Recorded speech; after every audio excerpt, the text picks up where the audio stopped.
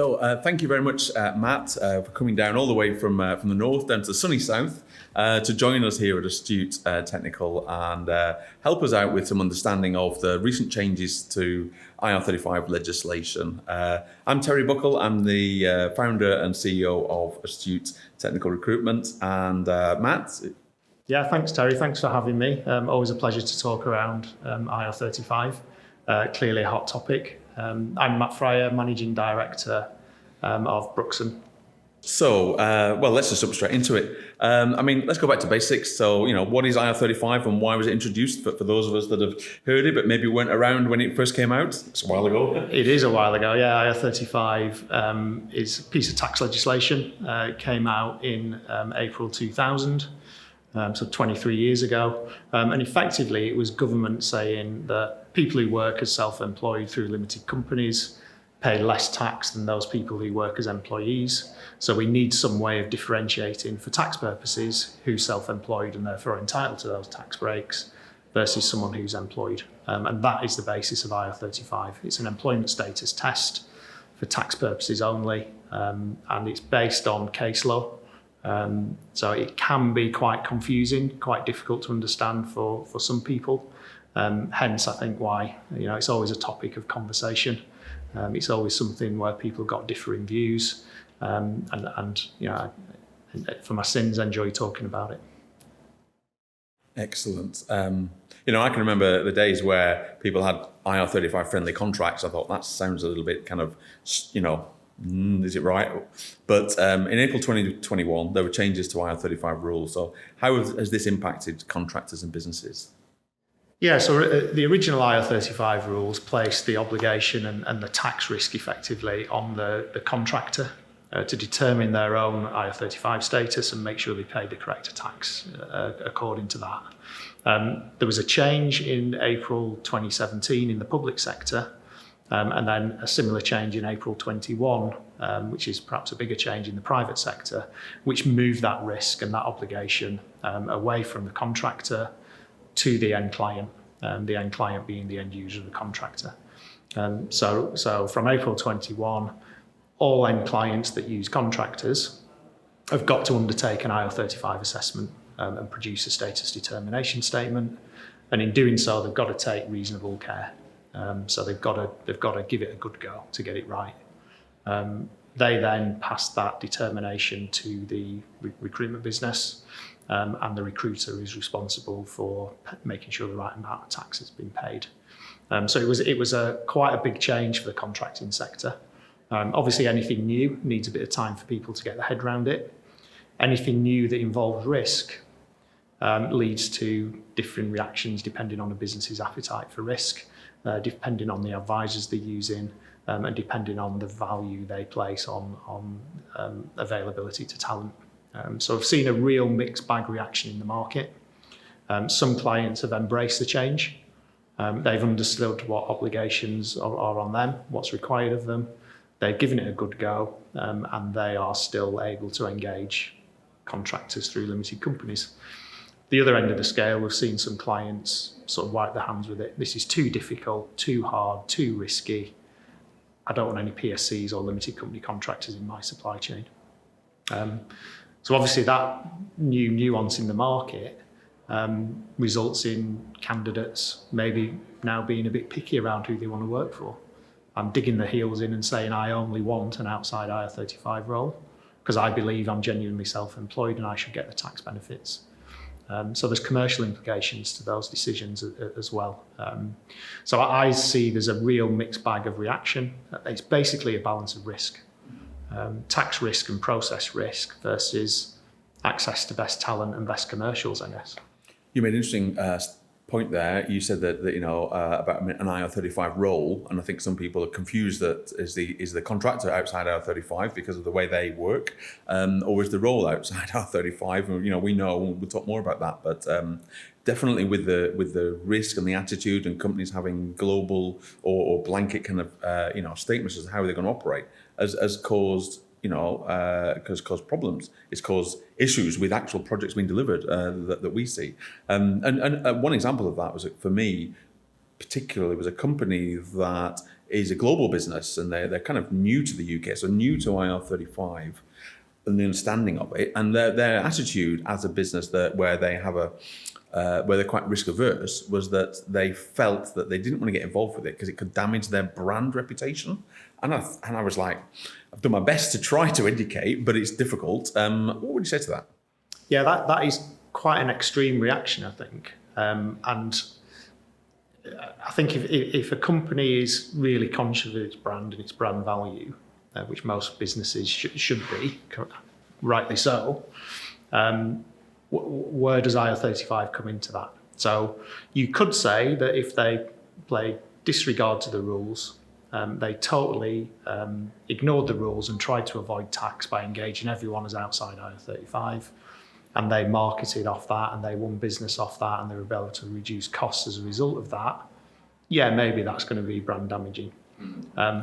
If, however, they embrace the change in the legislation, they get the right advice on how to practically manage it, they implement the relevant processes, and they try their best to adhere to the rules. If they get some of that wrong, I don't think there's any reputational damage there.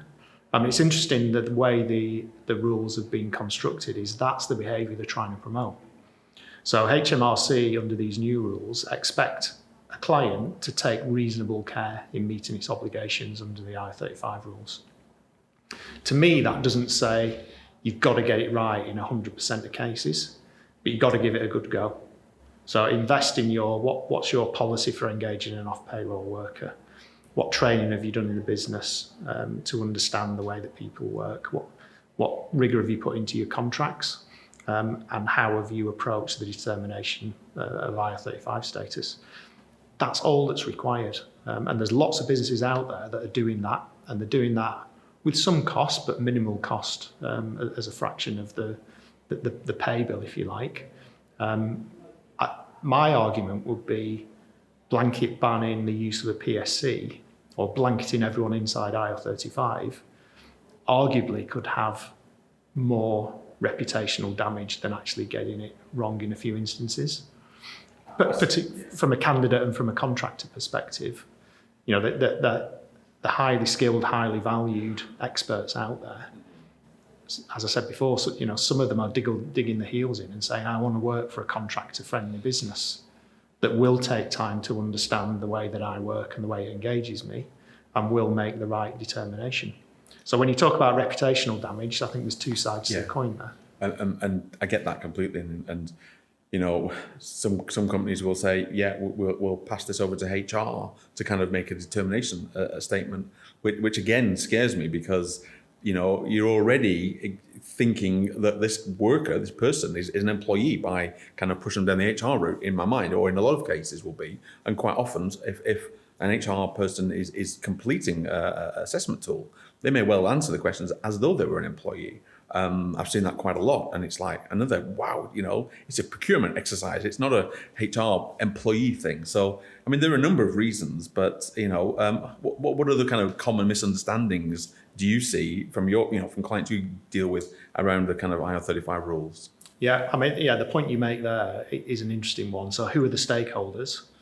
HR involved, procurement involved, typically finance, the tax department, legal department. It's a business-wide issue, and it's a business-wide risk management issue. Who leads on that? There's often quite a lot of debate across a business. Typically, though, it does land with HR, which is interesting. At the end of the day, it's the hiring manager that knows more about how the worker's going to be working. Yes. So, you know, arguably they should be heavily involved. I think there's lots of misnomers and there's lots of misunderstanding in the market. I think the big one is that the IR35 risk is big. It's hard to manage. I'm not going to engage it. I think that's wrong. And we'll talk later around the risk. That is reducing significantly. In terms of managing it, it's just a process that needs to be managed. As I mentioned before, people think HMRC will come in the business and HMRC will do IR35 reviews on all of the contractors. That's not happening from what we're seeing. HMRC are at this reasonable care level. They're coming in and they're stress testing the process. If the process looks good, they haven't got the time, resource, the manpower to go and do individual assessments. So it's manageable. So I think, the big misnomer is it's too hard to manage. I'd counter that. It's actually easier to manage. I think the second misunderstanding is, or maybe a result of a misunderstanding, is I'll just blanket ban the use of PSCs because it's easy for me and it de-risks me, and I'll still have access to the same talent at the same cost. Not always necessarily the case, because by blanket banning the use of PSC, that means the contractor is impacted and their take-home pay is reduced significantly. So they're going to want a higher rate to justify taking the role. Also, it means they're being paid through pay-as-you-earn, and what view of you, the end client, got on the payroll models in your supply chain. Those themselves bring you risk if they're done incorrectly. So there's an unforeseen or a hidden risk there in some supply chains that people aren't aware of. Another misconception, and this has always been a misconception, is that after 2 years, a contractor has to be inside IR35. There's no legal basis for that. That's wrong. What the rules require is for an ongoing assessment, really, of working practices to see whether someone's employed or self-employed. I guess that there is another interesting misnomer out there that's perhaps worth chatting about, which is, if I don't use a PSC and I say engage that individual directly as a self-employed or sole trader worker, I've suddenly circumvented the IR35 rules. And we see this in some sectors where end hirers are starting to directly engage unincorporated individuals directly. It ticks the box because IR35 is not in play, but it opens up another can of worms with a different piece of legislation. So I think my message is, yes, IR35 has now become an obligation for clients to manage, which brings risk. But all the other different methods of engaging contractors in supply chains bring their own risk, some of which are more, some of which are less. So you need a holistic view, really, on your supply chains and your engagement models and the risk associated with those. And I think there's a danger that by blanket banning or precluding the use of a PSC, you're opening up another can of worms in another area. Yeah. Some companies have made the decision to engage PSCs with a relevant IR35 insurance in place. Do you see that as having potential problems in the future? Potentially. I guess it depends on the insurance policy. Is it going to pay out? What requirements are in that policy? And also, again, back to the process that the client has undertaken. I wouldn't see an insurance policy as a free pass. I think there's a danger that some people have managed IR35 through a tick box exercise that produces an outcome, and that's backed by insurance. Now, doesn't feel quite right to me. Presumably in that insurance policy, and I know many of them do have a chances of success clause, so there's an ability for the insurer to sidestep that. Also, from what we're seeing with HMRC, they're going into businesses and they're asking detailed questions around process, policy, system, training. We find that end clients that have outsourced the management of IR35 to their supply chain, which could be an agency with an insurance policy behind it, the end client can't answer many of the questions, or their answer is, speak to the agency, they deal with it. If HMRC are hearing that, are they thinking the client has taken reasonable care, done everything in its best efforts to comply with the regulation? I think it opens a door for further investigation. So I would, it's a valid solution in its own right, but I would treat it with a little bit of caution and make sure you're not dropping the ball at that reasonable care level. So from what you're seeing at the minute, from what you're hearing from HMRC, if a company has got a proper processes and systems in place, kind of understands it, has somebody that takes ownership of it, and then they are investigated and they come up with all the answers and they can demonstrate due diligence and good practice and following the rules, then they're in a pretty good place. Yep. And that's what, let's face it, that's what legislation is there for, yep, to help us to follow a set of rules and do things right. And ultimately, if a determination is ever challenged, the fact is that you've got the right systems in place, you've done everything right, then you're kind of in a good place. And again, from a brand reputation perspective, or from any risk, it's reduced because you're doing what the system's asking you to do and doing it the right way. Yeah, exactly right. If you think about why HMRC changed the rules in the first place, it was because there was 600,000 PSCs in the market. There's not 600,000 tax inspectors to spend 12 months analysing every individual contract. So they've moved the compliance to the party at the head of the supply chain because there's fewer of them. And they don't want to police at a level of having to do contract reviews, interviewing the worker, interviewing the hiring manager. Again, they haven't got time and effort.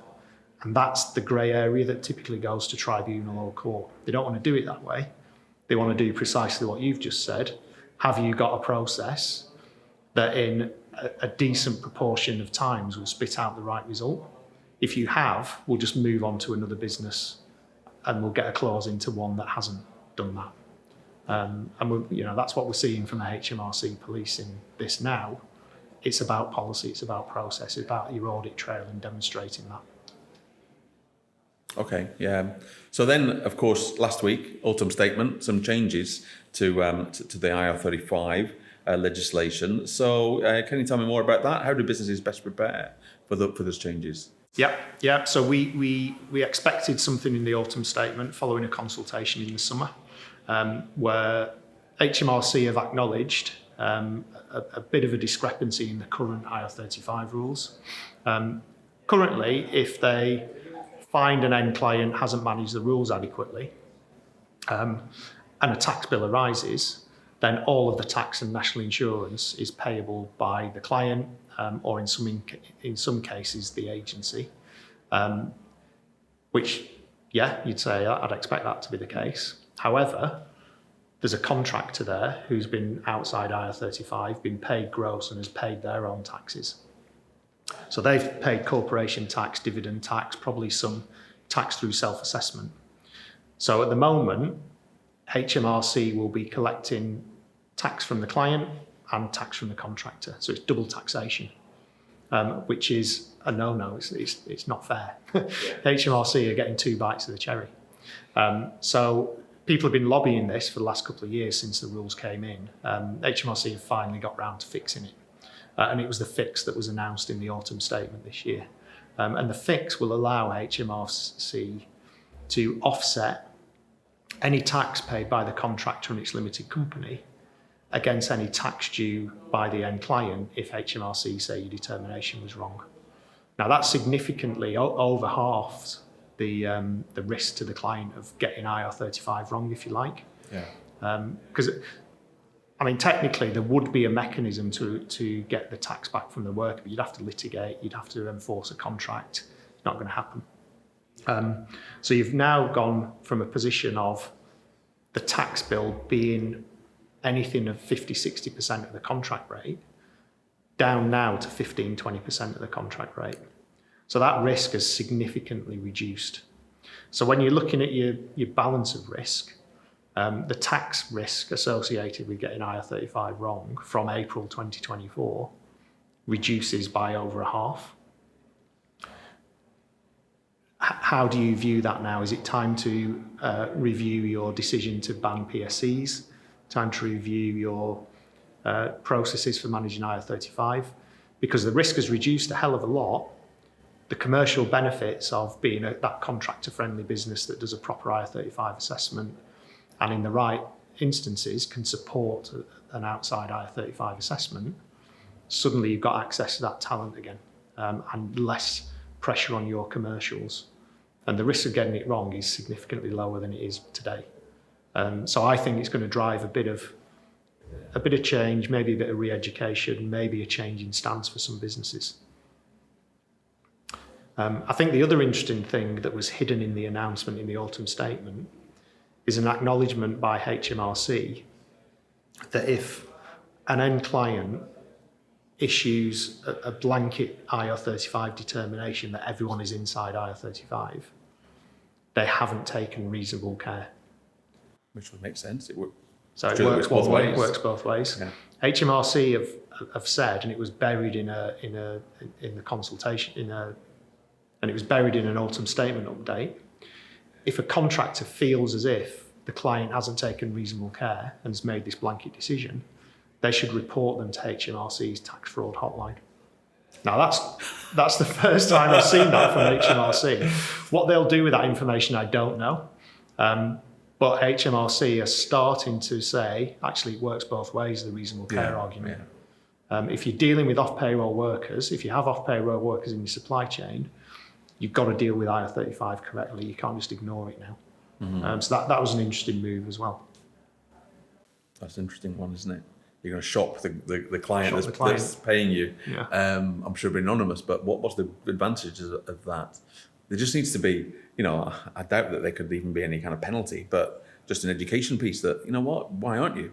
So, these guys have made this case, and actually we think there's a good chance that they could be. But again, it comes down to that attitude towards risk. And so with a reduced risk, financial risk, of course, if determination statements go against the previous assessments.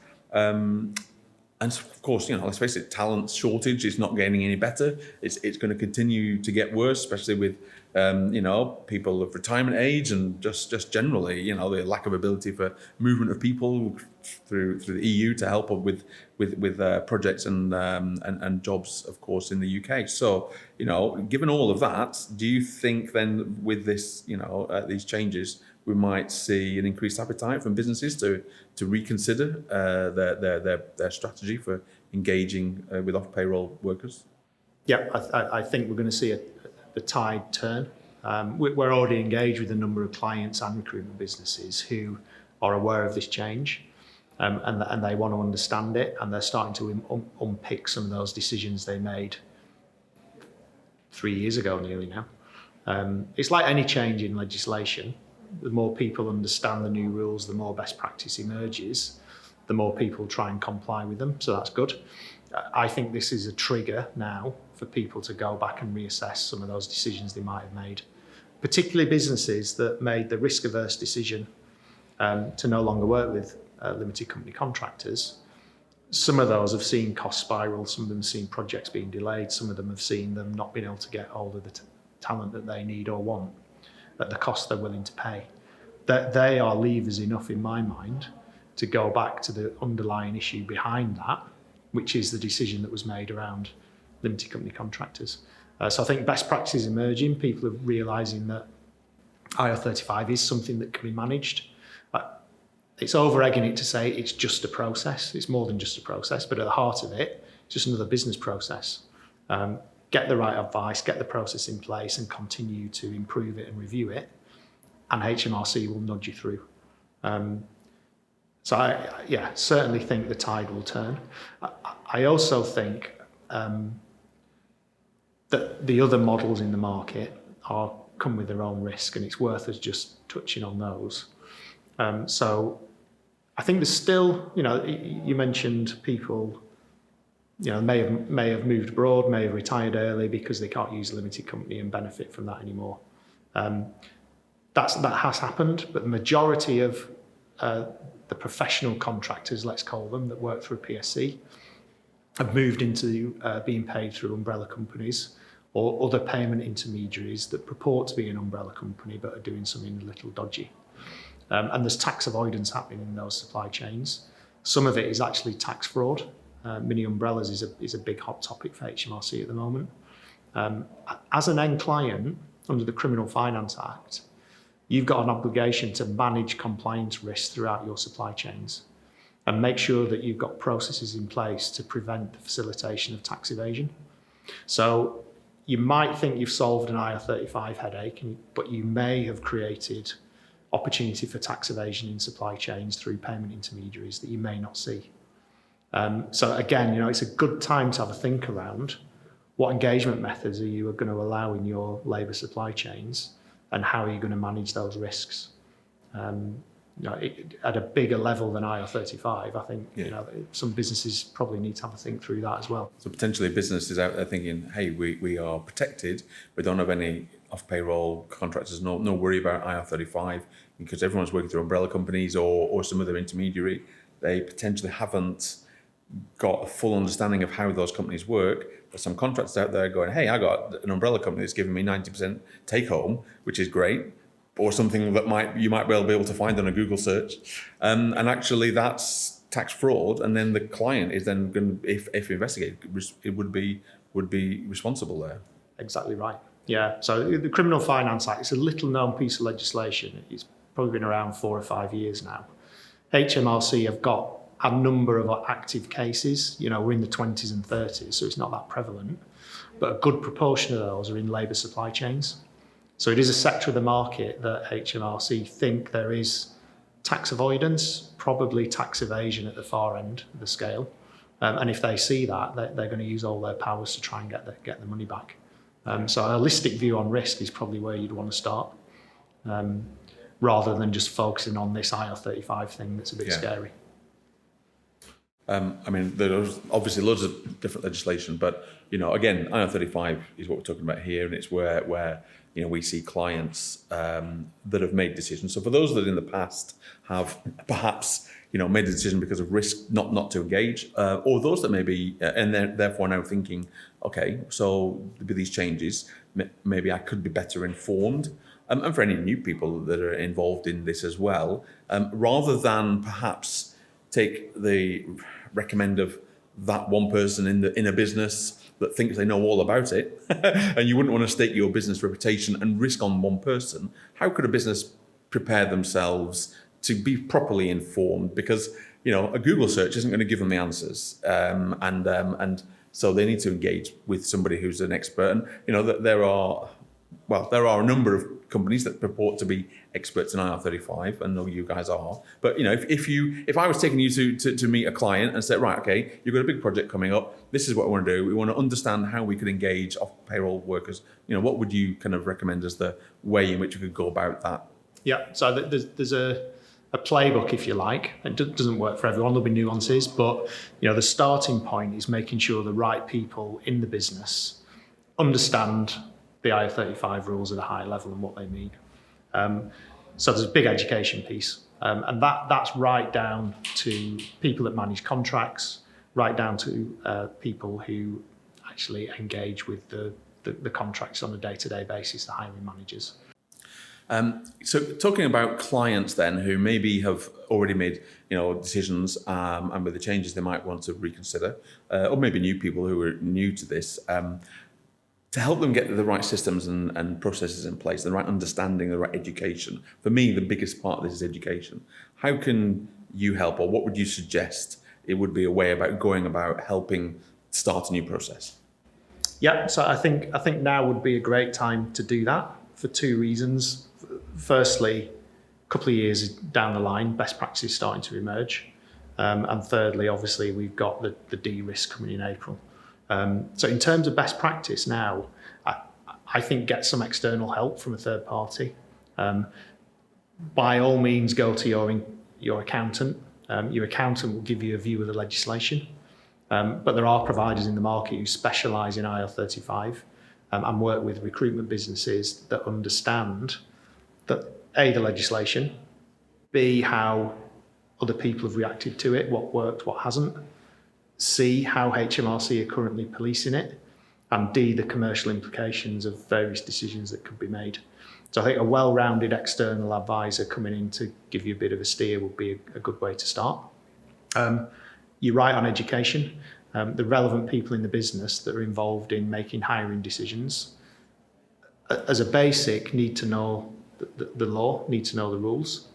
But again, it'd be useful if they understood what different businesses, how they've chosen to manage it, what has worked, what hasn't, share best practice, and make sure everyone's on the same page and come up with effectively your business's centralised policy for managing off payroll workers and contractors. Once you have that, you can then push that out to it and educate other people in the business. So I think that would be the main point for me. Just use the expertise and the knowledge of people that are in the market, hearing different views and opinions, understanding what works. We now have the benefit of HMRC already started compliance activity. So we can see the questions they're asking, the timescales they're expecting responses by, and the decisions they take depending on the types of responses they get. So let's share that best practice, let's understand. Also, let's have a think about, look backwards and say, maybe the decisions that we have made, what implications has that given us? Was that a positive decision? Is it neutral, or has it given us a headache? If it's given us a headache, how can we try and unlock things to help with that? So I think you're right, education is key. My other one would be to make sure that whatever decisions are made, whatever policies are put in place, we start to build an audit file. And an audit file being that reasonable care audit. So if HMRC knocked on your door tomorrow and said, prove to me you've taken reasonable care in managing these new tax rules, if you've got that there and ready to go and you can get it to them, within a couple of day turnaround, straight away you're on the front foot and HMRC know you're on it. And you just start to, get them to understand that let's not waste any time with this business, let's move somewhere else. Yeah, I get that. And I guess in terms of, as you would expect when you, engage legal partner for anything in life or business, there are standard template, there are model forms or whatever. But when it comes to, right, okay, let's understand what the processes and procedures are. Is that something that you can help with as well? It is. Yeah. So at a basic level, it's about, having contracts in place that tick the boxes. It's about helping produce the status determination statement and giving some advice on particularly the borderline cases. Sometimes it's obvious whether something is in or out of IR35.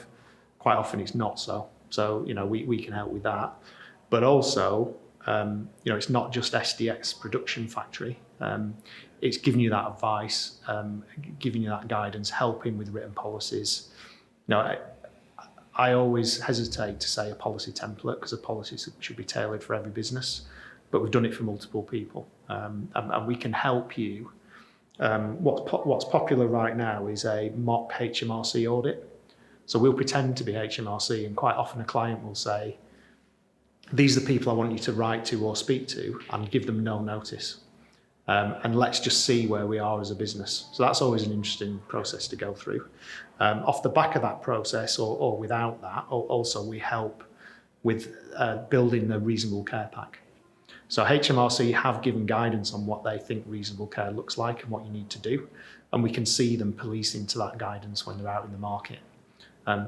So why not get ahead of that curve and get that pack ready? So that's something that is well worth looking at doing. But also don't forget, this is a continuing obligation. I think some people made a decision 2.5 years ago, and they've got a process and they've just left it. Quite frighteningly, some businesses we speak to got a interim or a consultant contractor in to design their IR35 policy, train it out to the business, and that contractor is now no longer with the business, and everyone's forgotten about it. So it's about keeping on top of it as well. I mean, using a third party comes with a cost. I know people will be concerned about that. But if you train people in your business to understand and manage the process, the cost really is coming in and sense checking that no one's deviating and nothing has changed. So I think it can be managed cost effectively.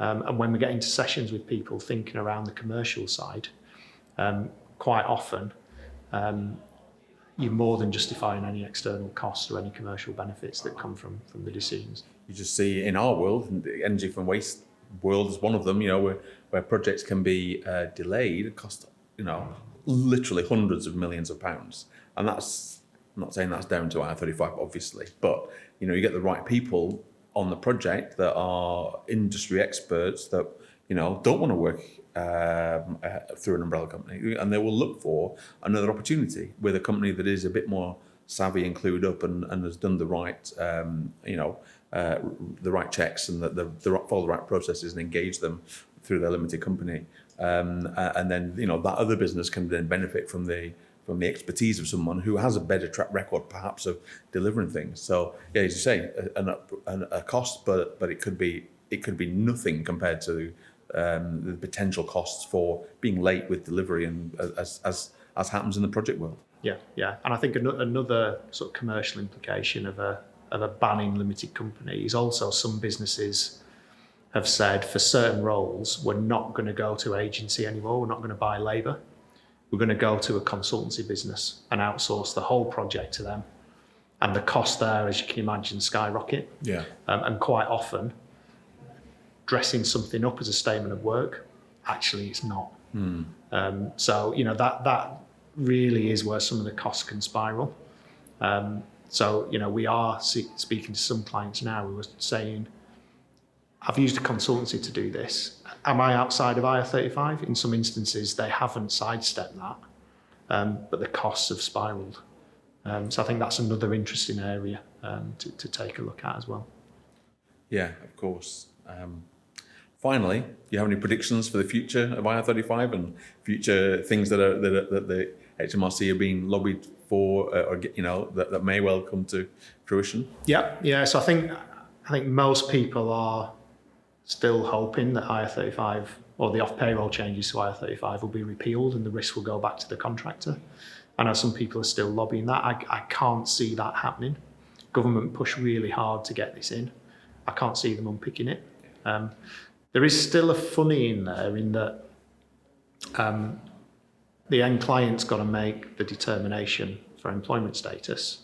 And if they do that with reasonable care, they pass the tax risk to another party, the fee payer, which is often a recruitment business.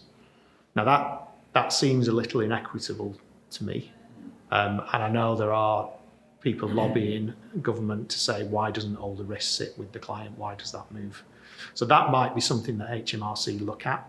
The other thing to remember with IR35 is the underlying status determination is based on case law. So if a case goes to court, you could get new case law precedent being set, which then could change the way that you actually assess for IR35. So we need to keep an eye on that. There's a case we're expecting the results on it. It's with the PGMOL, the Professional Game Masters officiators, so football referees. Yeah. I think that's at court now. We're waiting for the decision to come out. So that could change some legal precedent, which might mean people need to go back and think about how to assess. But that's really at the technical level for making that assessment. So I think it's here to stay. Maybe the point around where the tax liability sits could get looked at. But the big change coming next year is this offset mechanism, which makes life easier for a lot of people. In terms of other things, the only other thing I'd mention is government is keen to regulate umbrella companies. So we talked earlier around the risk of an inside IR35 role going through a payment intermediary that purports to be deducting the right amount of pay as you earn but doesn't, and tries to evade the tax. Government are trying to formally regulate that sector of the market. Now, I think we're 12, 18 months away from any changes there. But what HMRC have proposed in the consultation document is if an umbrella company goes bust and it's evaded paying tax, that tax liability in some cases moves up the supply chain to the recruitment business, and they've also proposed potentially to the end client. So this is where we're talking around balance of risk. That's far riskier than getting an IR35 determination wrong. Yeah. So I think it's about, again, the final point is, we're talking about IR35 now, but there's a broader risk issue in that labour supply chain, and make sure you're not extinguishing one risk and heightening another risk somewhere else. So it's just having that holistic view of what's going on is critical. Right. Well, listen, I think that's that's been a really good conversation, and hopefully people that see this or listen to it will pick up some good pointers. I'd like to thank you very much for coming all the way down to talk to us, and of course educate some of my team as well. I've heard some really good feedback from them already, so that's really appreciated. How do people get in touch with you, or the business if they want to learn more and Yeah, so obviously Brookson Group is the business that I work for. We've got a legal services business that specialises in IR35. So we are the only SRA regulated law firm in the UK that specialises solely on IR35 and employment status. And we're doing a lot of work with our agency partners, helping them educate, and also helping clients themselves put in those policies and manage IR35. So you can contact me at Brookson Legal through our website, and happy to share contact details more formally. I presume we can put stuff on our email address and phone number. Absolutely, yeah. Great. Right, well, thank you very much. Thanks, Terry. Cheers.